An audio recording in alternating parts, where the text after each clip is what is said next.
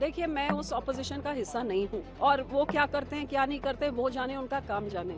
मैं सिर्फ इतना समझती हूँ कि मैंने 18 साल में ऐसे नहीं देखा है जिस तरीके से ये हाउस चलाया जा रहा है। और सरकार को और स्पीकर साहब से मैं गुजारिश करती हूँ कि जो यहाँ पे आधी एमपीज पहुंचे हैं उनको भी लोगों ने चुन के भेजा, आधे देश ने उनको भेजा है। सिर्फ सरकार को नहीं, देशवासियों ने चुना है, ऑपोजिशन को भी चुना है। और चुना इसलिए कि हम वहां जाके लोगों की आवाज उठाएं और सरकार की गलत नीतियों के बारे में सरकार को जगाएं। पर जे आप बोलने ही नहीं देंगे तो फिर इस हाउस में लोगों का पैसा खर्चा क्यों किया आपने? मैंने पहली बार 18 साल में देखा कि प्रेसिडेंशियल एड्रेस ही नहीं, विपक्ष को बोला गया कि या तो आप वो बोलिए जो हम चाहते हैं, पर जो आप चाहते हैं वो आप बोल ही नहीं सकते। सारे विपक्ष का मुंह आप बंद कैसे कर सकते हैं? हर एक को इधर हक है अपनी बात रखने का, और पक्ष अब जो मर्जी बोली जाए, उनके एमपीज कुछ भी बोल लें।